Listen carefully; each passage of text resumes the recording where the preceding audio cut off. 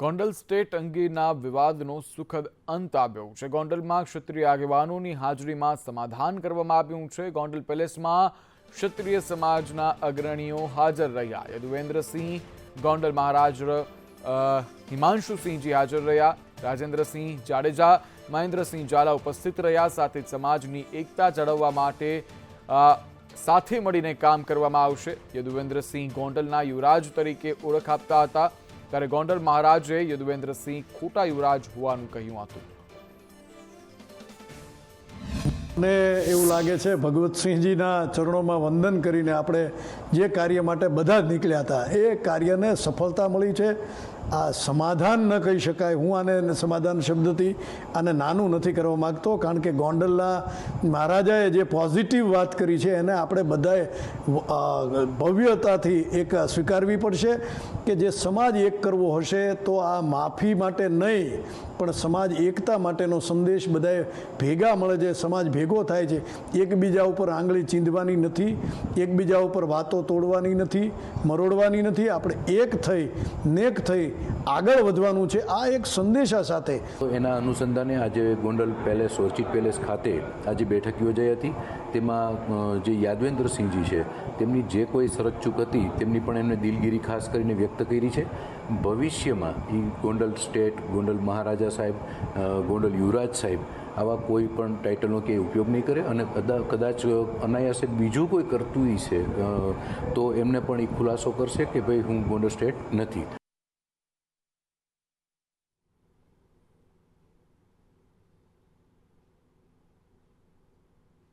સમાચારોમાં આગળ વાત કરીએ તો નડિયાદમાં હોમગાર્ડના જવાનો લાંચ લેતા ઝડપાયા છે। 1500ની લાંચ લેતા એસીબીના હાથે ઝડપાયા। હોમગાર્ડ મનીષ ઝાલા અને નરેન્દ્ર ઝાલા ઝડપાયા છે। નોકરીની ફાળવણી, નિયમિત ફરજ સોંપવા આ લાંચ માંગવામાં આવી હતી। ફરિયાદીએ ખેડા નડિયાદ એસીબીનો સંપર્ક કર્યો હતો। એસીબીએ છટકું ગોઠવી આરોપીઓને રંગે હાથ ઝડપી પાડ્યા છે। અમદાવાદના ચાણક્યપુરીમાં હુમલો કરવામાં આવ્યો હતો અને ધમાલ થઈ હતી, ત્યારે આરોપીઓને લઈને પોલીસ હવે શિવમ આર્કેડ પહોંચી છે। એટલે કે જે ચાણક્યપુરી વિસ્તાર છે, જે બિલ્ડિંગ પર હુમલો કરાયો હતો તે બિલ્ડિંગ પર પહોંચી છે અને પોલીસે આરોપીઓની પરેડ કઢાવી છે। આરોપીઓનો આ જે ખૌફ છે તે ઘટાડવા માટે પોલીસની આ કવાયત જોવા મળી। આ જે લુખ્ખા તત્વો છે તે દિવસે ને દિવસે વધતા જઈ રહ્યા છે। અમદાવાદમાં બીજી પણ ઘટના સામે આવી હતી, જ્યાં પણ તલવારોના ઘા ઉડ્યા હતા। જો કે હાલ અમદાવાદ ક્રાઇમ બ્રાન્ચ તપાસ કરી રહી છે, ત્યારે ચાણક્યપુરીમાં થયેલી ધમાલનો મામલો સામે આવ્યો હતો। તેમાં આરોપીઓ પાસે જે રહેણાંક વિસ્તાર જે છે, જે શિવમ આર્કેડ કરીને સોસાયટી છે, તેના રહેવાસીઓ પાસે માફી મંગાવી હતી અને તેઓનું આ અભિમાન ઉતારવા માટે અને ઘમંડ ઉતારવા માટે આ નબીરાઓને સાથે જ આરોપીઓને પરેડ કઢાવી હતી। અમદાવાદ ક્રાઇમ બ્રાન્ચની ટીમ આરોપીઓને લઈને અહીં શિવમ આર્કેડ ખાતે પહોંચી છે, સ્થળ તપાસ માટે થઈ અને ટીમ જે છે તે અહીં પહોંચી છે। મહત્વનું છે કે આ આરોપીઓ જે છે તેણે ગઈકાલે આતંક મચાવ્યો હતો શિવમ આર્કેડમાં અને તેને લઈ અને પોલીસ જે છે તે સફાળી જાગી હતી અને 5 આરોપીઓ છે તેની ધરપકડ છે તે કરવામાં આવી છે અને તપાસ ક્રાઇમ બ્રાન્ચને સોંપવામાં આવી છે। હવે ક્રાઇમ બ્રાન્ચની ટીમ જે છે તે અહીં આરોપીઓને લઈને પહોંચી છે, સ્થળ તપાસ કરશે। સાથે જ આ આરોપીઓનો ખોફ વિસ્તારમાંથી ઓછો થાય તેવો પ્રયત્ન જે છે તે તેમના દ્વારા કરવામાં આવશે। કેમેરામેન દિલાવર શેખ સાથે કશ્યપ જોશી, સંદેશ ન્યૂઝ, અમદાવાદ। આરોપીઓને લઈને ક્રાઇમ બ્રાન્ચની ટીમ જે છે શિવમ આર્કેડ ખાતે પહોંચી છે। મહત્વનું છે કે આરોપીઓ છે તેને નીચે બેસાડવામાં આવ્યા છે અને માફી છે તે મંગાવવામાં આવી રહી છે।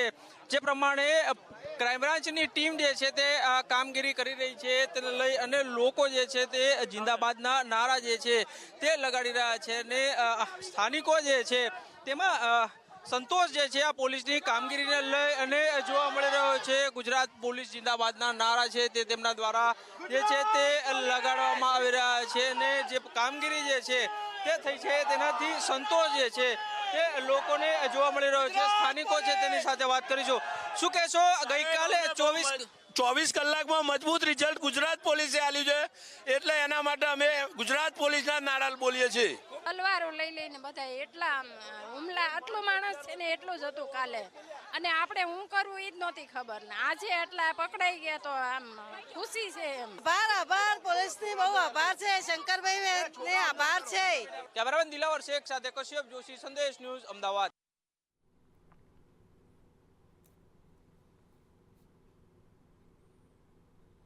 આગળ વાત કરવી છે વડોદરાની ટેક્સ પેયર જનતાની, જે ટેક્સ ચૂકવી રહી છે પાણીમાં પોતાની સોસાયટીઓ, ઘર અને ઘરવખરી ગરકાવ કરવા માટેની. જી હા, શબ્દો થોડા અલગ લાગશે, પરંતુ વડોદરાની સોસાયટીઓમાં હજુ પણ પાણી યથાવત છે. ભાગ્યોદય સોસાયટીમાં હજુ પણ 2 ફૂટ સુધીના પાણી છે.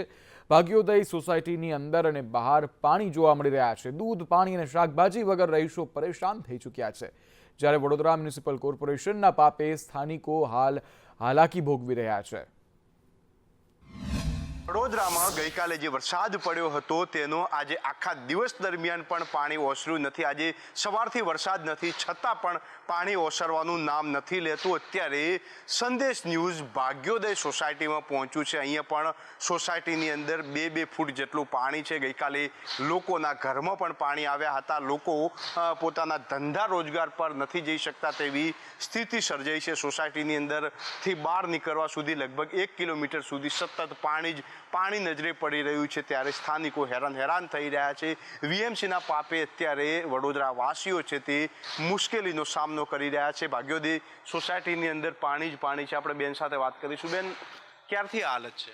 એ કાલનું છે ભાઈ. તો આખા ચોમાસા દરમિયાન કેવી હાલત રહી? આવું જ રહે છે. તો હમણાં બીજી વારનું તો પાણી આવ્યું ને તો છેક ઘરોમાં છેક પાણી હતું ભાઈ. બેડરૂમમાં બધું સામાન મેક્યો ને બધું જ પલળી ગયું. અનાજ પાણી બધું કોથળીઓમાં ભર્યું. જો આ મહિનામાં 2 વખત આવું થયું. બહુ જ ખરાબ હાલત થઈ ગઈ. ના અનાજ મળે, ના દૂધ મળે, ના ચા ખાન, કઈ જ નહીં. બોલો, શાકભાજી લેવાથી નીકળાય તો લેવા જઈએ ને, ઘરમાં જે દાળ કઠોળ હોય એ બનાવીને ખાઈ લઈએ. માત્ર ને માત્ર પાણી જ પાણી નજરે પડી રહ્યું છે. વડોદરાની આ ભાગ્યોદય સોસાયટી છે જેની અંદર અત્યારે 2 ફૂટ સુધી પાણી ભરાયેલા છે. ગઈકાલે લોકોના ઘરમાં પણ પાણી ભરાયા હતા. ત્યારે અત્યારે તંત્ર પર લોકોનો આક્રોશ છે કે જો તંત્ર સત્વરે કંઈક કામગીરી કરે તો કદાચ અમારું આ પાણી ભરાવાની જે સમસ્યા છે તેનું નિવારણ આવી શકે તેવી હાલત થાય. ત્યારે ભાગ્યોદય સોસાયટીની અંદર જ્યાં પણ નજર કરીએ ત્યાં માત્ર ને માત્ર પાણી જ પાણી નજરે પડી રહ્યું છે. કેમેરામેન પુખરાજ સાથે જયંતિ ચૌધરી, સંદેશ ન્યૂઝ, વડોદરા. ત્યારે આ દ્રશ્યો હતા વડોદરાના, અને વડોદરાની ન માત્ર કોઈ એક સોસાયટી પરંતુ સમગ્ર વડોદરા પાણી થયું હતું. ત્યારે વડોદરામાં મિની પૂરની સ્થિતિ બાદ તંત્રનું નિવેદન પણ સામે આવ્યું. મ્યુનિસિપલ કમિશનર, સ્થાયી સમિતિના ચેરમેનનું નિવેદન સામે આવ્યું. કહ્યું વિશ્વામિત્રી નદીના પાણી ઓસરી રહ્યા છે. આજના દિવસ પૂરતું શહેરમાં યલો એલર્ટ છે. નીચાણવાળા વિસ્તાર માટે 5 થી 6 કલાક મહત્વના છે. લો લાઇન એરિયાના સર્વે થઈ ગયા છે. ત્યારે વડોદરાના ગેરકાયદે દબાણો પણ દૂર કરાશે, પરંતુ ક્યારે તે માહિતી નથી આપવામાં આવી. હાઈવેના પાણી શહેરમાં ન ઘૂસે તેના પ્લાન પણ તૈયાર કરવામાં આવ્યા છે તંત્ર દ્વારા. વોટર લોગિંગ થતું હોય તેવા સ્થળોને ઓળખ કરવામાં આવી છે. 2 પૂરથી ઘણું શીખવા મળ્યું છે તેવું વડોદરા મ્યુનિસિપલ કોર્પોરેશનના ડેપ્યુટી કમિશનર દ્વારા કહેવામાં આવ્યું છે. જો કે આ ઘટના અને આ શબ્દો વારંવાર સામે આવી રહ્યા છે, વારંવાર કહેવામાં આવી રહ્યું છે, દાવાઓ કરવામાં આવી રહ્યા છે, પરંતુ વારંવાર સ્થિતિ આ ને આ જ જોવા મળે છે. વિશ્વામિત્રી નદીના પાણી જે છે તે વધતા જાય છે અને વડોદરાવાસીઓ પોતાના ટેક્સના પૈસા પાણી પોતાના ઘરમાં લાવવા માટે ચૂકવતા જાય છે. અત્યારે વિશ્વામિત્રીનું સ્તર જે છે ગઈકાલે જે 1-1.5 કલાકની વચ્ચે 4 થી 5 ઇંચ વરસાદ જે પડ્યો અને ગ્રામ્ય વિસ્તારમાં પણ પડ્યો, એના કારણે વિશ્વામિત્રી નદીનું સ્તર 9 ફૂટ ઉપર આવ્યું અને અત્યાર સુધી એ ઉપર આવવાની પ્રોસેસમાં હતું. છેલ્લા 4-5 કલાકથી સ્ટેબલ થઈ અત્યારે સ્તર ઘટવાની શરૂઆત થઈ ગઈ. વરસાદ પડતા ધીરે ધીરે વિશ્વામિત્રી નદીનું લેવલ 16 ફૂટથી 25 ફૂટ એટલે કહેવાય કે 11 કે 12 ફૂટ વધારો જોવા મળ્યો. અને પહેલું એલર્ટ 22 ફૂટે વગાડી અને જે નીચાણવાળા કાંઠાના વિસ્તારોના લોકો છે એવા લગભગ 200 જેટલા લોકોને સ્થળાંતરિત કરવામાં આવ્યા. તમામ લોકોને એલર્ટ આપવામાં આવ્યા. અત્યારે પણ વિશ્વામિત્રી નદી 25 ફૂટને ટચ કરીને ધીરે ધીરે ડાઉનવર્ડ ટ્રેન્ડ બતાડી રહી છે. તો વડોદરા પૂર મુદ્દે વિપક્ષી નેતા અમીર રાવતનું પણ નિવેદન આવ્યું. 2 મહિનામાં પૂર પર આવું દુર્ભાગ્યપૂર્ણ છે. ત્યારે આ પૂર વારંવાર આવી રહ્યું છે. કાંસ પર દબાણ મામલે ધ્યાન દોરતા આવ્યા છે તેવું અમીર રાવતે કહ્યું. વધુમાં તેઓએ કહ્યું કે લડત ચલાવતા આવ્યા છીએ પણ કોઈ સાંભળતું નથી.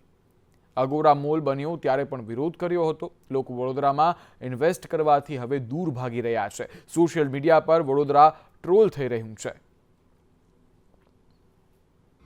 એવી કોઈ વાતનો ઉલ્લેખ નહીં કરવો જે કામ આપણે કરી નથી શકતા. તો એવા તો એમને કયા કામ કર્યા છે જેનો ઉલ્લેખ કરે તો પક્ષમાં વિખવાદ ઊભા થાય અને પબ્લિકમાં ઇમેજ ખરાબ થાય. એનો મતલબ એવા કામ એમને કર્યા છે છેલ્લા, અને 22 વર્ષથી એમને પોતે જ કીધું કે 22 વર્ષથી આપણું શાસન છે તો ફરિયાદ કરવાનો અધિકાર નથી. તો આ વડોદરાના નાગરિકો માટે બી એક ખૂબ સૂચક મેસેજ મુખ્યમંત્રીએ આપ્યો છે.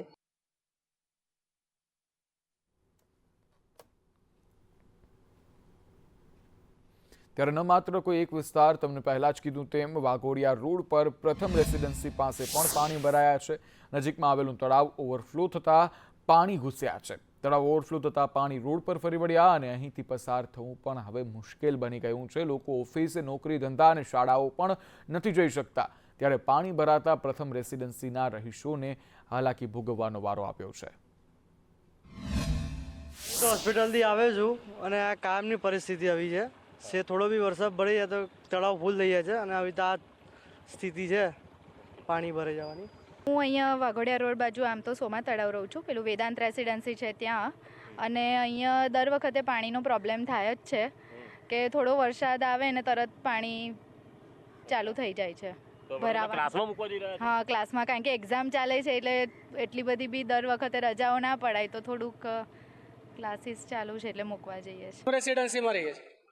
પ્રથમ રેસિડેન્સીમાં રહો છો તો ક્યાં જઈ રહ્યા છો? કોલોનીમાં જ, સોસાયટીમાં જ પાછા જઈ રહ્યા છે. કઈ જગ્યાએ કેટલા પાણી ભરાયા? આશરે અહીંથી 500 મીટરથી લઈને 700 મીટર સુધી બધે લગભગ ઘૂંટણ જેટલું પાણી છે. હવે સોસાયટીમાં ઘરે જ જઈ રહી છું. ઘરે જઈ રહી છું અને પાણી ઉતર્યું નથી. ડીચન સુધી પાણી, ડીચીના ઉપર પાણી છે. પ્રથમ રેસિડિંગમાં રહું છું. આ તળાવ ઉપર પાણી ભરાય છે કે પાણી નીકળે જ કોઈ જગ્યા છે નહીં સાહેબ? હા સાહેબ, કુરિયરની વર્ષો. હા સાહેબ, ખબર છે સાહેબ. સાહેબ અત્યારે જો ને આપણે પૂનમ કંપની છે એની પાછળ પાણી ભરેલા છે પુષ્કર, અને આ બાજુ આપણે મોહમ્મદ તળાવ છે ને એ સારું પર પાણી છે સાહેબ. આ પેલું વામાનપુરા ટેવી ફૂલ પુષ્કર પાણી સાહેબ. પ્રથમ રેસિડેન્સીમાં હાલ અહીંયા અમે આવ્યા છે. અહીંના દ્રશ્યો આપણે અહીંયા બતાવીએ. પ્રથમ રેસિડેન્સીમાં અંદર પણ ઘૂંટણ જેટલા પાણી છે. ટ્રેક્ટર પાલિકાનું અહીંયા આવ્યું છે, પરંતુ પાલિકા ટ્રેક્ટર મોકલે છે, પરંતુ અહીંયા પાણી ન ભરાય તેની કોઈ, પાણી નીકળી જાય તેની કોઈ વ્યવસ્થા નથી. અહીંના તમામ જે ગેટ છે એ ગરકાવ છે. ગત સુધીમાં ઘરોમાં પાણી હતા, પાણી ઓસરી રહ્યા છે, પરંતુ એટલા પણ નથી ઓસર્યા કે લોકો અહીંયાથી બહાર જઈ શકે. હજુ પણ અહીંયા ઘૂંટણ જેટલા અહીંયા પાણી જોવા મળી રહ્યા છે. અને પાછળ પણ જે વાહન આવે છે, આપણે પાછળનું વાહન પણ અહીંયા બતાવીશું કે આવી મોટી કાર હોય તો અહીંયા આવી શકાય, બાકી તો અહીંયા ટુ વ્હીલર લઈને આવવું પણ અહીંયા શક્ય નથી. લોકો અહીંયા ફસાયા છે એવું પણ કહીએ તો અતિશયોક્તિ નહીં હોય. આપણે દર્શકો બતાવે, લોકો અહીંયા ફસાઈ ગયા છે એ પ્રકારની પરિસ્થિતિ છે. જેને એક ટાપુ બની ગયો આ સોસાયટીમાં, એ પ્રકારની હાલત અહીંયા જોવા મળી રહી છે. તમારા લોકો સ્કૂલની આજે રજા આપી છે તો લાગે છે કે કાલથી સ્કૂલ ચાલુ કરે તમે જઈ શકશો ત્યાં? નહીં જઈ શકીએ, ના જવાય. વાન થોડી ના આવશે આવામાં. કાલે તો વાન તો આવવાની જ નથી. ના, જાતે જવું પડે, બહાર જાતે જવું પડે. પછી બહાર થોડું કોરું છે તો જવાય.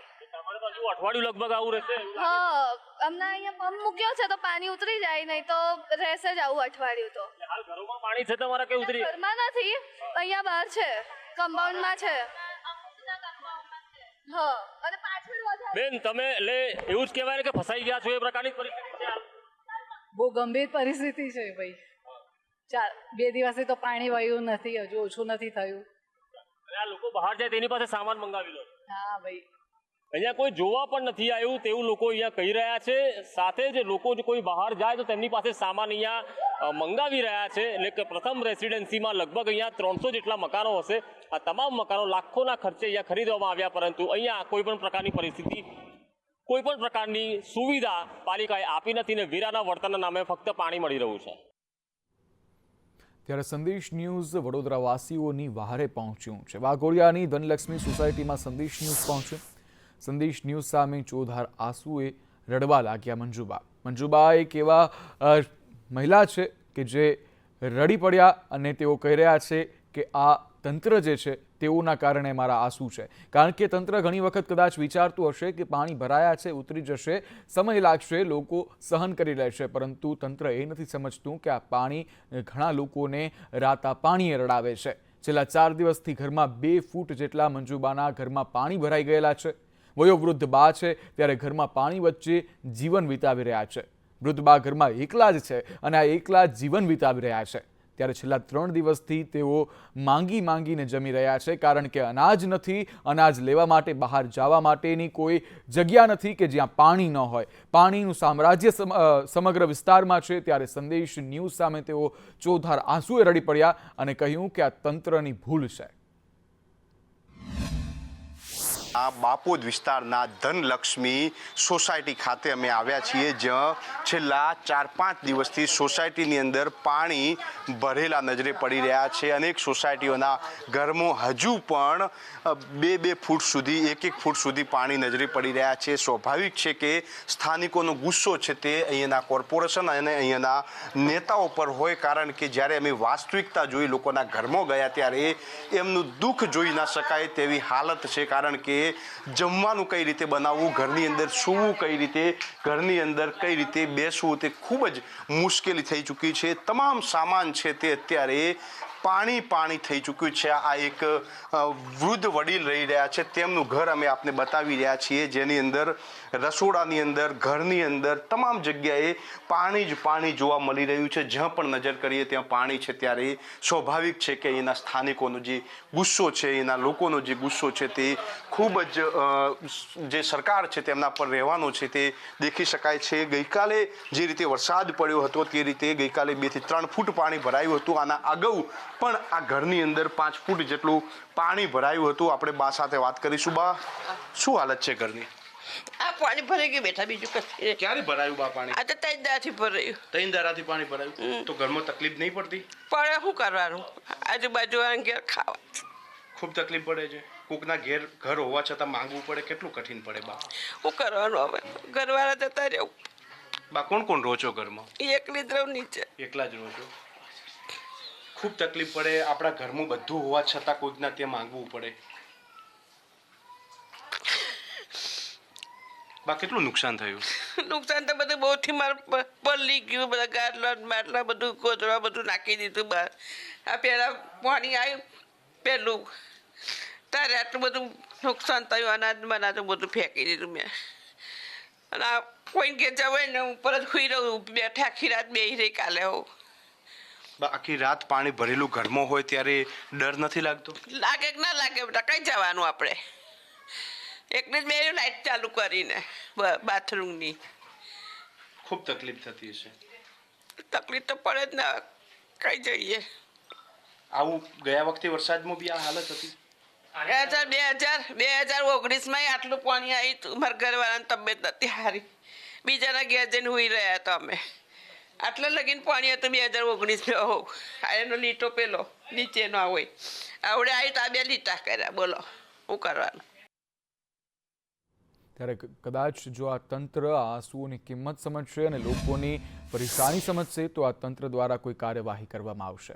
વડોદરાના ઇન્દ્રનગરની પણ કંઈક આવી જ પરિસ્થિતિ છે. ઇન્દ્રનગરમાં પાણી ફરી વળતા હાલાકી ભોગવવી પડી રહી છે લોકોને. ઇન્દ્રનગરના 200 ઝૂંપડા સંપૂર્ણ રીતે નદીના પાણીમાં ગરકાવ થઈ ગયા છે. ગઈકાલે 7 થી 8 ફૂટ પાણી ઝૂંપડપટ્ટીમાં ફરી વળ્યું અને આજે પણ 4 થી 5 ફૂટ જેટલું પાણી આખા વિસ્તારમાં ફરી વળ્યું. પાણી ફરી વળતા સ્થાનિકોને ભારે હાલાકી પડી રહી છે.